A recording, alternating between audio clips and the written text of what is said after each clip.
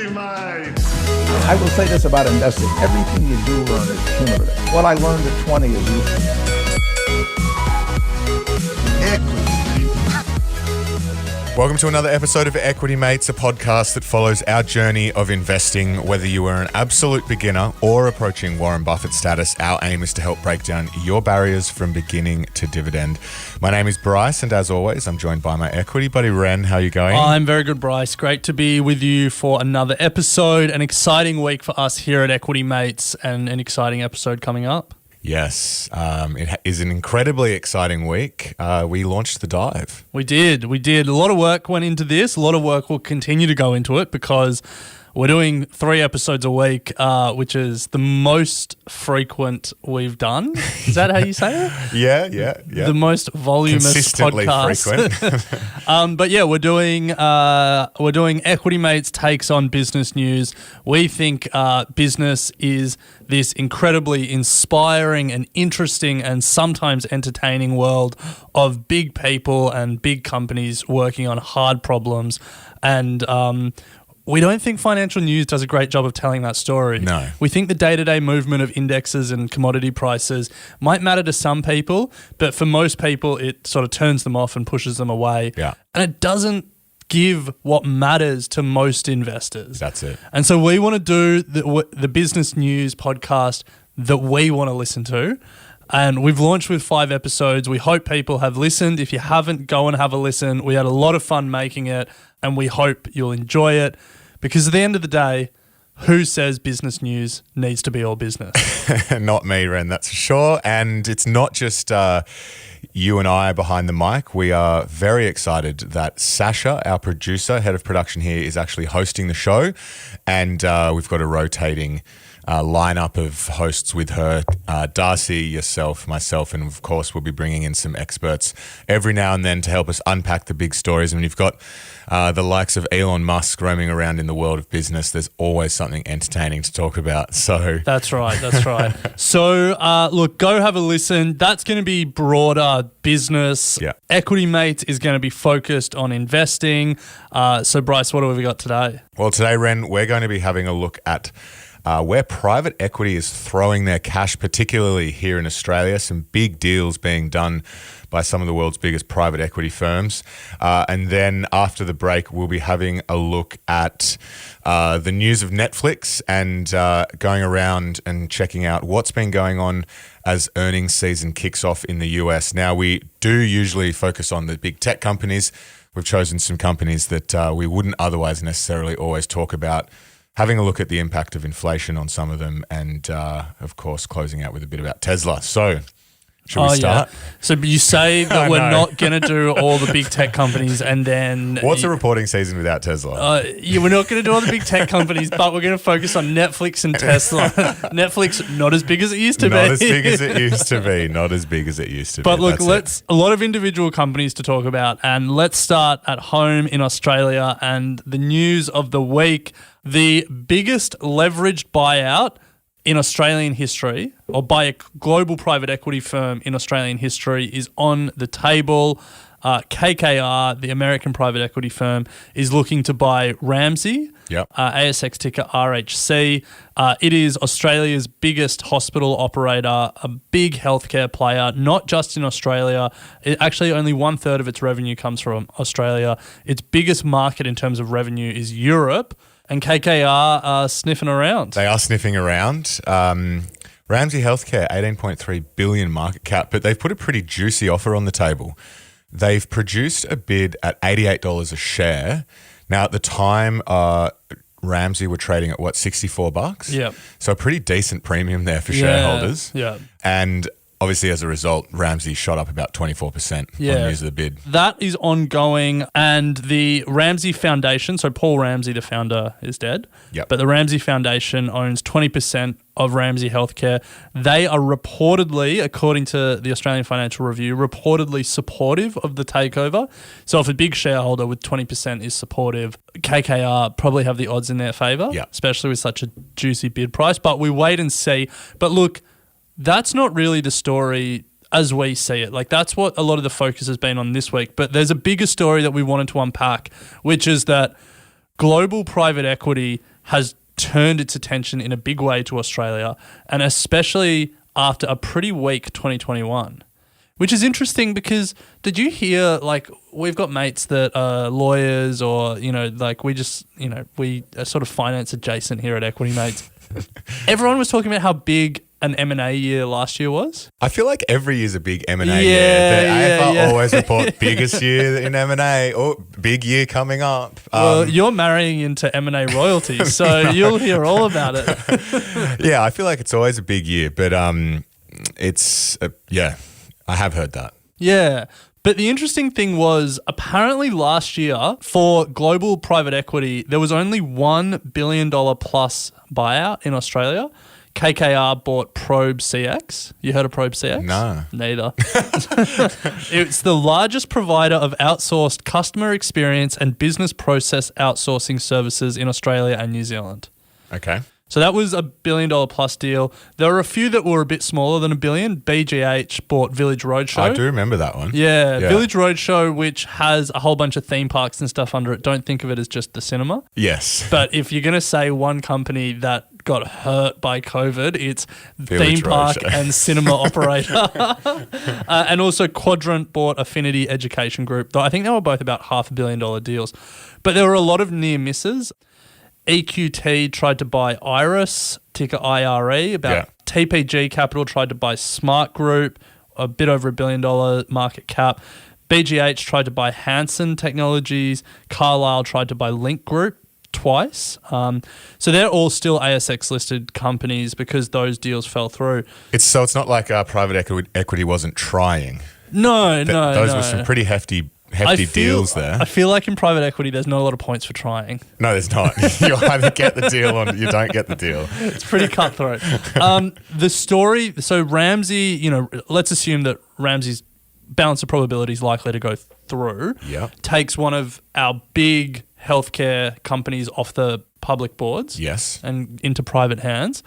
But look, that's just the tip of the iceberg, I think, is the key thing the key takeaway from this, that a lot of private equity are trying to take a lot of other big companies off the boards. Yeah, it's pretty frustrating, but I think we'll get to that in a moment. We'll get to that in a moment. So what's some numbers? Between 2000 and 2020, the number of companies owned by private equity has grown 5 times from 1,700 to 8,500. Yeah, globally. Yeah.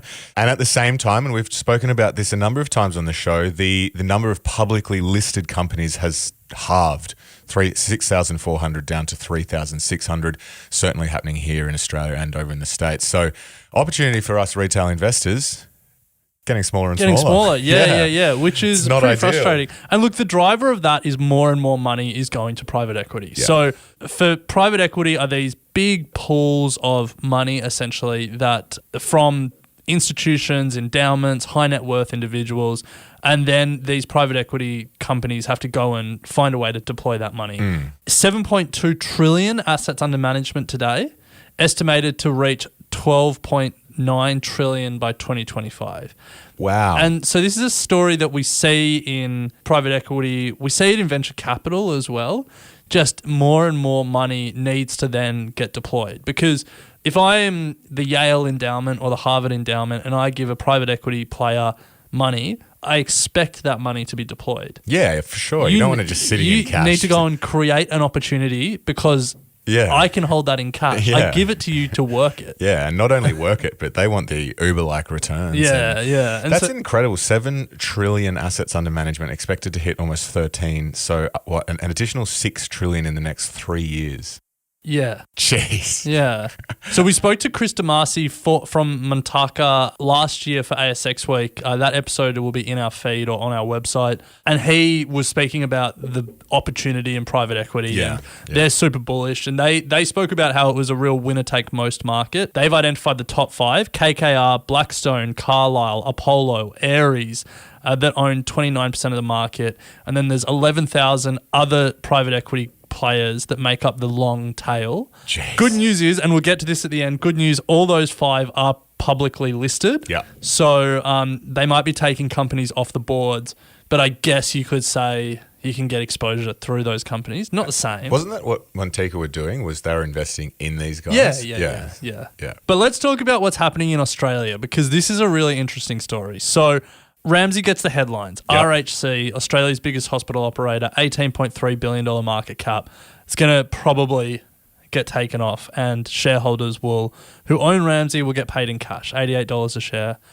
It's not the only one though. No. So the next big name, I think, has to be Crown. Absolutely. This one's been going on for ages. Yeah. I think Blackstone have put in multiple bids. Yeah, I think and- it's gone for like 12 months. Yeah, and old mate Packer, I feel like he's at a point now where he's ready to get rid of it. So for people who haven't heard of Crown, Australia's biggest casino operator, I would assume if not biggest, top two with Sky. Yeah, well, Probably biggest. Yeah. Yeah, definitely biggest. maybe. I'm going to go out on a caveat with asterisks. without Googling. Yes, Biggest. biggest. Because it's got the new casino for high rollers in Sydney. Yeah, Melbourne. And then it's got Melbourne's casino, and then it's got a big one over in Perth as well. Yeah. So massive casino operator has been put through the absolute ringer over the past year or so. I think 3 royal commissions in different states. Yeah, so many. And I believe all of them, either royal commissions or inquiries, and I believe all of them found that Crown wasn't fit to have a casino license. Yeah, So- weren't they going to strip them of it? Yeah, Victoria, New South Wales, and WA, Western Australia, Yeah. I think all concluded that. And so Blackstone was amongst a number of buyers, but I think they've won, or they're very close to winning. Yeah. $13.10 a share. So similar story with Ramsay. Blackstone hopes to take Crown off the ASX boards, Yeah. pay existing Crown shareholders $13.10 a share. And that's another company that you won't be able to invest in. Absolutely unrelated, but just to show private equity are throwing their cash around. Blackstone's also the biggest buyer and biggest seller of Australian property. No way. Last year they bought 3.6 billion and they sold 5.8 billion. Commercial? Well, yeah, I don't think they're buying residential houses. Oh, I mean, I wouldn't be surprised. Hot market. But yeah, so everyone reckons that Blackstone are getting a massive discount as well. The AFR published the numbers. So Blackstone are paying 8.9 billion. The AFR suggests that Crown is worth between 9.4 and 10.6. Yeah, and this is after, I'm pretty sure, so they came in at $13.10 per share for the bid, but that was, I think their original bid was like $12.40 or something. So they've obviously come up a bit. Still feels like they, according to some of the analysts, getting a decent deal. It's been going on for ages. But let's talk about some other. We're not done yet. Let's talk about some other companies that have been taken off the boards by private equity this year after a weak 2021. Another big company that I think we've done an episode on before because we did an industry deep dive on IVF. So this is Australia's largest IVF provider, Virtus Health, ASX ticker VRT. They've also been agreed to be acquired. By who? A European private equity player, Capvest. There was a bit of a bidding war. BGH Capital were also interested. The last couple of months, there's been a bit of a bidding war. BGH's first bid was $7.10 a share. Capvest have emerged victorious at $8.25 a share. Interesting. Yeah. Capvest, European player. Yeah, apparently people were surprised because this private, I'd never heard of them, but Yeah, apparently they don't come down under much. So Australia Well, is... these other guys haven't been coming down a lot either, but it's finally sort of getting What do you to mean? our shores. Well, I feel like, 5 years ago, and I'm just speaking from personal experience, you haven't heard much of KKR or Blackstone kicking around here either. Well, in 2018, KKR bought MYOB, Well, there you go. TPG bagged Green Cross, Brookfield bought Healthscope, and Affinity Equity Partners locked up Scottish Pacific. All in 2018. Yeah. No, look, sorry, I just did have that. The reason that I had that handy, that's not just something that I knew. Yeah, of course. Oh, of course. Is because apparently, when there was that sell-off towards the end of 2018, apparently private equity got very interested, and obviously we've sort of been in a bit of a market sell-off to start 2022. Just went on a shopping spree. And so tires are getting kicked left, right and centre. Wow. And let's keep rolling because we're ripping through the time on this episode and we've still got a lot more tires that are being kicked. So another company that has agreed to a deal, Unity Group. Yeah. You familiar with them? I am not. I've heard of them. I think a few experts that we've spoken to on the variety of shows that we do have spoken about it. It's like a broadband, owns a lot of like fiber cables and broadband infrastructure. ASX ticker UWL. They have agreed to a $3.6 billion takeover from Brookfield and a New Zealand private equity player, Morrison & Co. Apparently Macquarie were also interested in having a crack there. Another $1 billion plus private equity deal and another Australian listed company taken off the board. Damn it. Well, to be honest, I'm not a shareholder in any of these, so not affecting me right now. What about you? What have we done? If you're Ramsay, in Crown. no. Crown, no. Virtus, no. Unity, no. So, well, actually, no, sorry, you're wrong. We're both shareholders in Ramsay and Crown through ASX 200 ETFs. Sure. But we know that they're not in, what is it, 50% of ASX is the top 10 miners and banks or whatever it may be. So not going to matter. Sure. Probably matters to some. But there's one company that was going to go on the boards, Latrobe Financial. You've heard of them? Yeah, big time. Yeah, so they were owned by Blackstone, the private equity player. Blackstone were looking at floating them on the ASX. But before they could get onto the ASX, Brookfield snapped them up for $1.6 billion. So Latrobe Financial are, I think they're Australia's largest or one of Australia's largest non-bank lenders. Yeah. They also have an asset management arm with $12 billion asset under management, just a casual As you like, do. yeah. They weren't quite acquired from public, as a public company, but they were going to be public and, reportedly were going to be public and then they got acquired before they could. Just sacked it. You've got here Bain Capital looking at EML payments. Yes. So they're still listed. EML are still listed. Yeah. So now we get into tyres that were kicked but not driven away. How do you extend that metaphor? Yeah.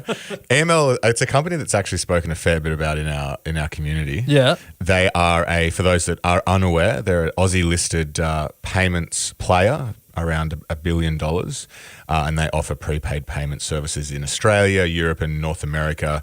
In other words, they do gift cards. It actually took me a minute to figure out what they meant by prepaid payment services. I was like, is this another payments startup? Yeah. You know, like you can afterpay or you can prepay. Yeah. But no, gift cards. So they've been smashed over the last 12 months. I wouldn't say smashed, but pretty significant fall, 50% in the fall in share price over the last 12 months. So they're looking a bit vulnerable, and Bain Capital were interested in buying them out, but it looks like that deal has lost momentum. So for all those AML shareholders out there, it's going to stay on the boards for the meantime. There was a week in May in 2021 where EML fell like 45%. I don't know what happened that week. This last year. Yeah. And then it just hasn't recovered, has it? Nah. I think I remember that. Got absolutely hammered. Yeah. So Bain were having a look, but doesn't look like anything's going to happen. But again, tyres being kicked. Last one to talk about. I think people get the picture. Private equity. The Ramsay story is the story of the moment, but there's a bigger story at play here. There's massive pools of capital that need to find a home, and many of them are finding a home in Australia. The last one is a company that I've spoken about a lot that I worked with, Cleanaway. Yeah, saw them this morning hanging out in our laneway, picking up the garbage. Nice. Yeah. $6.5 billion waste giant, Australia's largest waste company. Obviously not as big as the Veolias and Suez's of the world, but still significant. KKR, the KKR that has come up a couple of times in this episode, they are reportedly looking at buying Cleanaway. Apparently, Cleanaway are open to it. They're interested. Also, Cleanaway's share price has ripped recently. Yeah, big time. Full credit. Apparently, Cleanaway would be looking for about a $10 billion sales price. So, like a meaningful premium to what they're trading at now. But it's important to know that Cleanaway and KKR have had a will they, won't they love affair for about 10 years now. KKR first tried to buy Cleanaway in 2011 before it was even called Cleanaway. It was still called Trans-Pacific back then. But yeah, apparently KKR are kicking some tyres of some big waste trucks at the moment. Gee, what a long courting session between the two. I feel like at some stage, it's a business I would be interested in taking off the table if I was in PE. I think they're incredibly capital intensive businesses and they're building, big recycling facilities. But importantly, and I think why people are so interested in waste at the moment, why Veolia and Suez were looking at merging, is because scale matters here. Because waste to energy is the next big thing in waste, and you need a heap of waste to feed these beasts, but they can become really productive assets. So expensive to build. You need a lot of volume in, but you can get a decent return. But they essentially burn waste to create energy. Yeah. It's not exactly the best use of resource because It's better than just putting it in dumping a hole. Yeah. But to produce something, you've got to mine the raw ingredients, manufacture it, ship it, sell it, use it, throw it out. You want to save that resource and recycle rather than burn it for energy. So it's not great. But waste to energy overseas is a lot more mature than it is in Australia. Yeah. I'm not sure if they still do, but they probably do. Germany would buy Italian general waste and to burn it because they needed more volume. Yeah. So there's a bunch of waste to energy projects being built in Sydney, Melbourne, Perth, Queensland. Cleanaway are involved in a number of them. And so I think that's probably where the interest is coming from. But again, it's just another company that private equity are looking to take away from us poor retail investors. Yeah, well, that's kind of the takeaway from this whole thing, Ren, is we see fewer and fewer publicly listed companies, more and more companies being scooped up by private equity, more and more companies also staying private for longer periods of time. The access that the everyday retailer is getting to some of these companies is the opportunity set's becoming smaller and smaller. So, look, it's obviously great to see success stories in Australia of these companies. And if you were shareholders or still are shareholders of some of these companies, you might be handsomely rewarded with some juicy premiums when these guys do come in and take it off the table. But yeah, it's an interesting trend. So much cash out there. So much. It's never been a better time to be a founder. Like venture capital has so much money, private equity has so much money, and they all have mandates that they need to invest that money. And so I guess you could say more companies are getting funded, they're creating more products and services that help consumers. So maybe it's not good for retail investors, but maybe in a roundabout way, it's good for consumers. Maybe. Private equity, if you want a marketing guy. Also, what it's also done is taken the concept of a unicorn and it just being this really rare and really difficult moment to get to as a business valuation. Every second company these days seems to be hitting unicorn status because there's so much money out there. Well, then they coined the term decacorn, but then 10 billion is now a pretty it's impressive. Very impressive. But it's not unique. Yeah, that's the thing. And so now they're doing centicorns. 100 billion. 100 bill. And then you've got really Stripe, SpaceX, ByteDance. I think are probably the three. I can't think of any more off the top of my head. Decacorn is the new unicorn. No, let's do centicorn. Centicorn. Something to aim for. So look, to wrap the private equity conversation, whilst these companies are gobbling up many of these well-known companies, many of them are listed. The big private equity players are listed, so you can do your research on them. The important caveat is that any one acquisition doesn't really move the needles. When Blackstone buying Crown, that's a big deal for us in Australia, looking at our biggest casino operator getting taken off the board. Bryce needs to figure out where he's going to spend his Saturday nights now. No. But Blackstone probably has like 700 billion asset under management 650. or something. Did you just look it up? Yeah. You just knew that. I just knew that. 650 billion. So like it's nothing. drop. It's nothing. Yeah. But if you want to do your research on these companies, Blackstone is listed in the US. BX is the ticker. KKR, what do you reckon their ticker is? KKR. Carlyle, also in the US, CQ. Apollo, APO. Ares, ARES. So they were the big five that Chris from Montica talked to us about in that episode last year. So you can go and check out that episode to read more about them, to hear more about them. The other big one that we mentioned a few times, Brookfield, listed in Canada, ticker BAM. Brookfield, you may remember, also tried to take another company off the boards in Australia with Mike Cannon-Brookes. Yeah, the AGL. AGL, yeah. So that one fell, but that was another That would have been big. private equity push. Yeah. So look, long and the short, well, we can't really say long and the short of it because we've been speaking for like 25 minutes. The long of it is private equity are sniffing around. The long of it's become a founder. And short of it, that's the short of it. The short of it is become a founder, get listed on the ASX, and then get acquired by private equity. Yeah, true. Yeah, well, it's an interesting one. So much cash out there, and hopefully there'll be some products available at someday where we as retailers can get access to. Well, you can, I guess, through the list. You can through these listed companies. So. Love it. Nice one. So, Ren, after the break, we're going to take a look at what's happening in earnings season that's just kicked off over in the US and go through some of the big players over there. So we'll take a quick break to hear from our sponsors and then pick it up. So, Ren, the big news for last week was, and I know I did caveat by saying we're not going to talk about the traditional tech companies that we always do, but we're going to start with one. I think we covered a number of companies that we don't talk about recently in that earlier section. So let's bring it back. So, look, we're going to talk about Netflix, and people might think we're going to talk about the 30% price decline that Netflix had.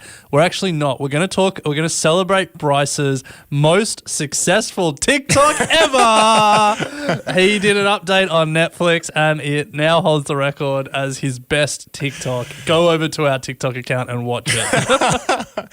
Best TikTok, head over, check it out. Let us know your feedback. So thanks Netflix for that. Thanks Netflix for helping us deliver some incredible content. No, but look, we could just go straight into the results of Netflix and, you know, how the share price has tumbled. But I wanted to kind of bring it back a level, Ren. You know, we speak a fair bit about investment thesis and the importance of having an investment thesis, writing your thesis down, understanding why you're investing in a company. And we've been fortunate enough to speak to some of Australia's best investors and also some of the best investors from around the world. And we've heard a number of different investment theses for Netflix. And I feel like for some of those guys, that thesis is now broken. Hear me out. And please add to this if you think I've missed any key points. But some of the main reasons we've heard some of our expert investors believe that Netflix is or was a good investment. Things like everyone has Netflix as their primary streaming service. So it's kind of like Netflix is always on every TV. And then after that, you've either got a mix of Disney Plus or whatever it may be. So Netflix should always be like the dominant player in streaming. Huge addressable market was another reason. They sort of believe that the penetration of US households is still quite small relative to how many people have the ability to have streaming services. So the potential for growth was massive. And then also the fact that they felt there was no threat from competition given how much money Netflix was throwing at new content. They were just literally outspending their competition. We know it's a race for content, and with that came good actors and high-profile names and Oscar nominations and everything that sort of made it the premier content player. Anything that you can kind of think of that other investors would throw in the investment thesis for Netflix? Best-in-class management team. Best-in-class management team. If you're going to back anyone to stay ahead of the trend, it's Reed Hastings. Reed Hastings, that's a good one. So a lot of reasons that you could say, yep, that makes sense. Netflix, great investment, $200 billion company. We're going to $1 trillion plus, whatever it may be. But the glory days could be over. Yes. Last quarter, Q3, we saw that Netflix subscriber growth slowed and that the share price sort of reacted and everyone sort of got a bit worried. Reed Hastings came out and said, nothing to worry about here. Competition is starting to heat up a bit. For a long time, Reed Hastings failed to acknowledge competition altogether, other than sleep. What are you talking about, bro? He was the most acutely aware of what he was actually competing against, which is everything. They never acknowledged that Reed was always like, sleep is our biggest competitor. The attention. Yeah. But he was never sort of like coming out and saying we're threatened by Disney or anything like that. It's widely written that they haven't really acknowledged the intensity of competition. How many CEOs come out and are like, how much did Brad Banducci come out and say, I'm threatened by Coles or Aldi's really threatening me? Like, is that? Well, I think that was rookie. First year I was at graduate at Woolworths, they literally said Aldi is not a competitor. That's freaking rookie. That's the dumbest thing I've ever heard. I know. But anyway, rookie. So it's all sort of come crashing down this reporting season. Last week, Netflix came out and said that for the first time in 10 years, they've actually lost subscribers. 200,000 net loss, and that's the first time since 2011 that they've lost subscribers. More worryingly, though, is that they expect to lose another 2 million subscribers this current quarter. Now, some of the main drivers for this, obviously, they've pulled out of Russia, so that was 700,000 accounts lost, and they lost 600,000 in North America as well. Why it's a 200K net loss is because Asia was their only growing market, and they put on just over 1 million subscribers in Asia. So net loss of 200K, and the stock absolutely got pumped, down 40%.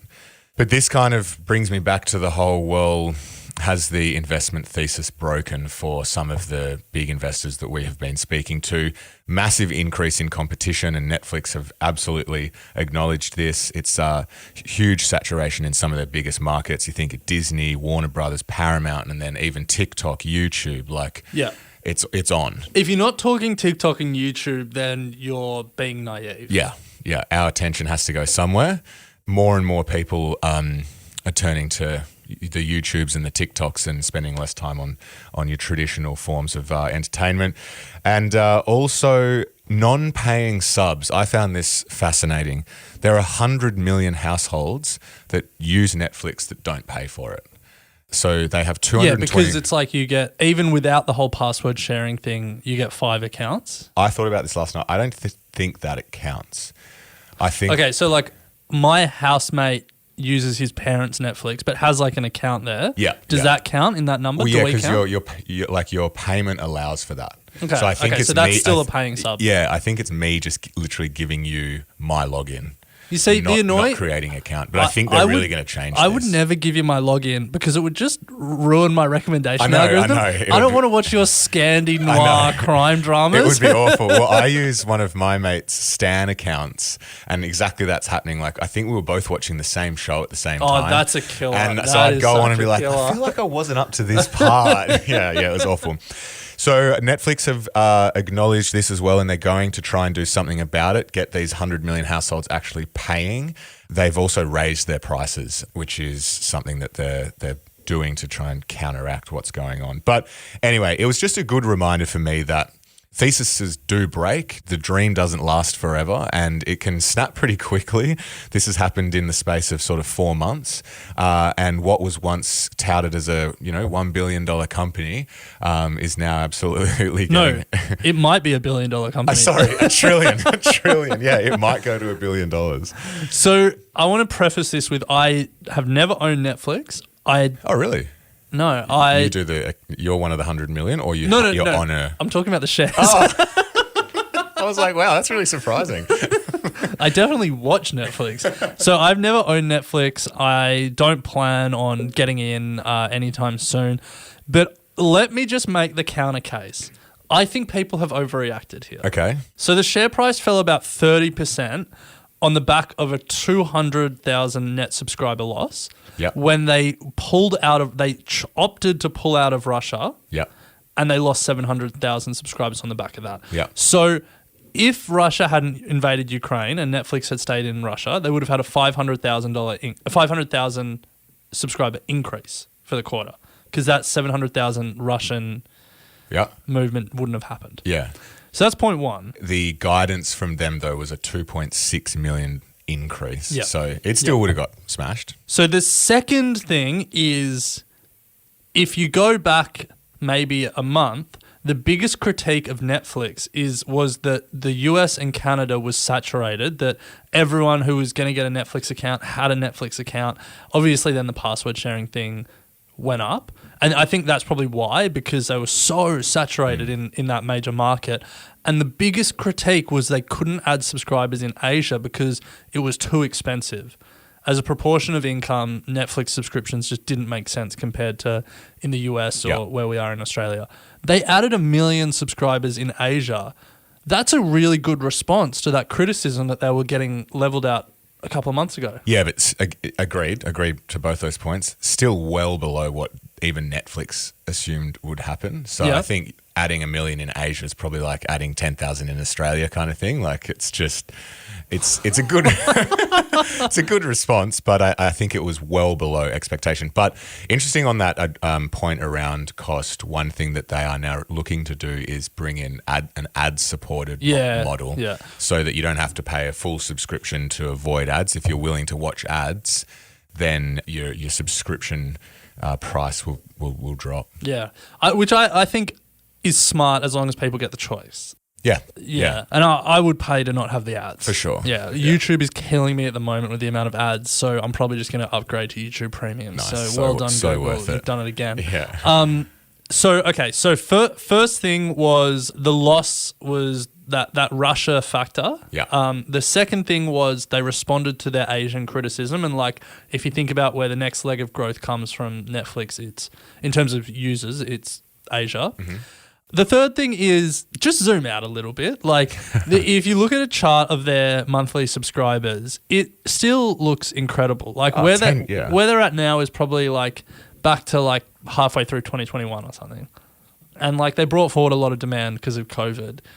I know that the share price had a lot of future growth built into it, and there was expectations, and those models now change because you can't keep projecting growth into the future if they're losing subscribers and stuff like that. I get it. But it's like, is Netflix really a third less valuable than it was a few days ago? Or is it more in line with its valuation?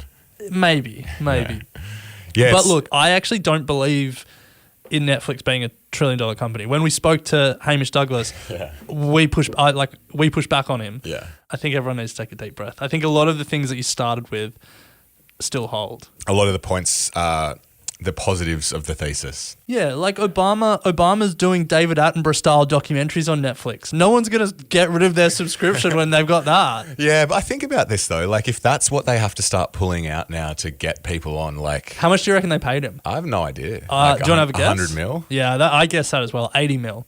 So that's pretty significant.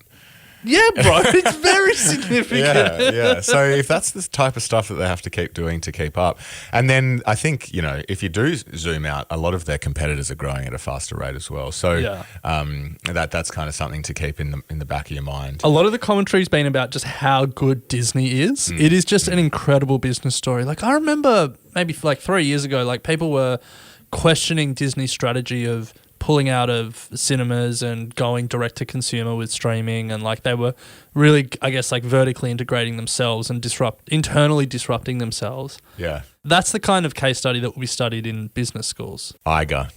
Bob Iger. Yeah. What a weapon. Anyway, that's Netflix. Obviously, a couple of the other streaming companies have been rolled up into the fallout from Netflix. We saw Spotify down 10% overnight at time of recording on the 21st of April. We saw Roku down, and we saw Disney also down. Not surprising, as investors think that similar sort of vibe might hit these guys, but yeah. The one thing that I think is a watch out in this industry is, do we start to see consolidation at some point? Because I feel like this is like this Netflix subscriber sell-off, this subscriber reduction is a canary in the coal mine for there's too many streaming services. Yeah. And I feel like at some point someone has to get the checkbook out and start consolidating. Disney buys Netflix. Bold prediction 2023. Wow, that would be huge. I feel like competition regulators wouldn't let that go through. Apple buys Netflix, you can see. But every time a tech company's price falls, it's like, will Apple buy it? I know. Zoom, Still will waiting Apple on buy Peloton. it? Peloton, will Apple buy it? I know, they haven't done anything. Anyway. You know what? Apple buys Zip. Do you mean like nothing or Zip? Zip Pay. Yeah. All right. Well, look, it's earnings season. I'm mindful of the time. Let's just rip through a few ones. Bryce, I know you're the retail whisperer. Yeah. You love a retail story, so I wanted to tell you a story of the retail meme stock, Bed Bath & Beyond. Yeah. Its earnings So same store sales down 20%. Ooh, Tough. that's tough, yeah. And their commentary was that an unprecedented amount of inventory is tied up in transit, in ports. They just can't get stuff through their supply chain. So that story is still playing out in a big way. But this is a reminder that buy and hold investing doesn't always work. Yes. That you need that buying and holding individual stocks and buying and holding indexes yeah. are two different things. stories. Yeah. Bed Bath & Beyond, $1.6 billion market cap. Mm-hmm.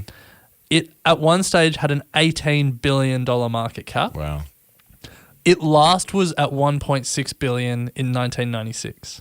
Jeez. Yeah. Wow. So it's really hurting. So if you had bought and hold up to from 1.6 in 1996 to 18 billion, you would have been happy. Yeah. Wouldn't have been so happy on the way back. No, down. you're back to where you started. I wonder if this whole supply chain situation is making a lot of these businesses rethink their own supply chain and start doing a bit more vertical integration and really owning a lot more of the end-to-end. I think the problem with that is it's not a vertical integration problem. It's not like if I owned the trucks, if I owned the boat, container ships. It's just like the port of Los Angeles is backed up so much. Yeah, true. But I think a big thing that they are reconsidering is we sort of lived through a generation of just-in-time inventory. You want to keep your working capital as low as possible, and you don't want stock sitting in the back of your supermarket. I remember that was such a big thing at Coles. Yeah. It was like, how do we have nothing in the back, and it's just like straight onto the shelves.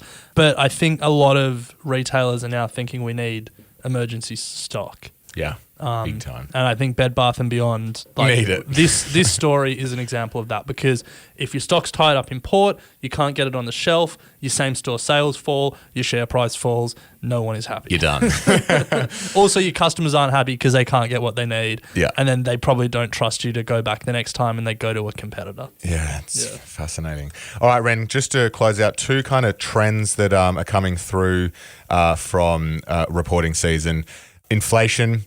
We speak about companies, if you're thinking about investing during inflation, finding companies that can that have pricing power or have the ability to raise prices in line with inflation. Often some of your traditional retailers are in that bucket, the Coles and Woolworths here in Australia, some of the retailers overseas.